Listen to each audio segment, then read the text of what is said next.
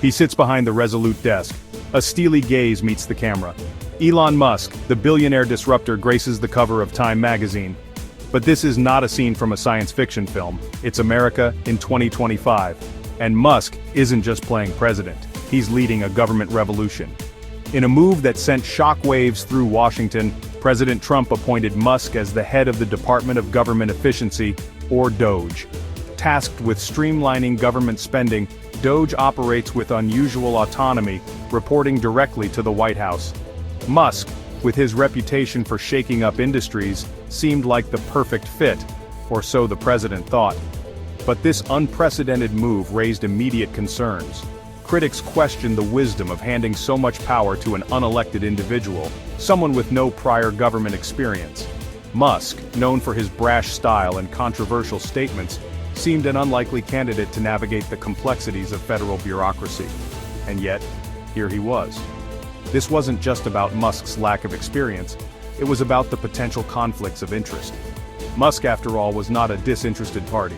He was a titan of industry, with vast holdings in sectors ranging from electric vehicles to space exploration.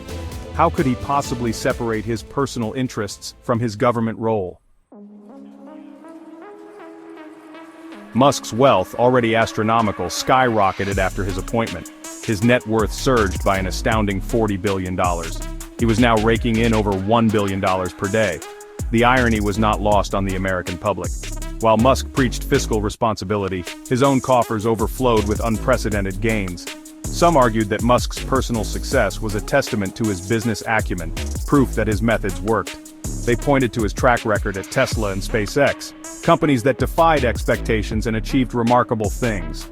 If Musk could bring that same drive and innovation to government, they argued, everyone would benefit. Others, however, saw a more troubling narrative. They questioned whether Musk's government role was enriching him at the expense of taxpayers. Was he leveraging his position to benefit his own companies? Was he using his access to sensitive information for personal gain? These questions swirled around Washington, fueled by a steady stream of leaks and whistleblowers. Reports emerged of DOGE meddling in regulatory affairs, pushing for policies that would directly benefit Musk's companies. The lines between public service and private interest were blurring, and the American people were left wondering who was really benefiting from Musk's reign. DOGE wasted no time in making its presence felt. Armed with a mandate to cut costs, Musk set his sights on some of the largest and most entrenched federal agencies.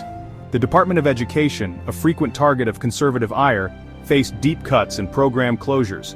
USAID, the agency responsible for foreign aid, saw its funding slashed, its mission thrown into disarray. Musk argued that these cuts were necessary to eliminate waste and inefficiency. He railed against government bureaucracy, calling for a leaner, more agile system. He promised that his reforms would save taxpayers billions, freeing up resources for more important priorities. But critics accused Musk of dismantling essential government services. They argued that his cuts would disproportionately harm the most vulnerable Americans, those who relied on government programs for education, healthcare, and social support. They pointed to the chaos and confusion unleashed by DOGE's actions, as agencies struggled to function with depleted staff and resources. The controversy surrounding DOGE reached a fever pitch when Musk set his sights on the Small Business Administration. This agency, long seen as a champion for entrepreneurs and small businesses, was now in Musk's crosshairs. He argued that the SBA was riddled with inefficiency, that it was propping up businesses that should be allowed to fail. Section 4 lines blurred conflicts and concerns. Legal challenges mounted against DOGE, alleging overreach and abuse of power. The Alliance for Retired Americans filed suit, claiming DOGE's proposed cuts to Social Security would devastate seniors. Federal employee unions argued Musk's reforms were gutting essential services. Revelations about DOGE's inner workings added fuel to the fire. Reports surfaced about the team's access to sensitive information. Concerns about conflicts of interest reached new heights. A key DOGE team member resigned after racist social media posts surfaced. The incident raised troubling questions about the vetting process for DOGE staff. Musk's team seemed ill-equipped to handle their responsibilities. Democratic senators demanded answers and called for congressional hearings. They wanted to investigate DOGE's activities and potential conflicts of interest.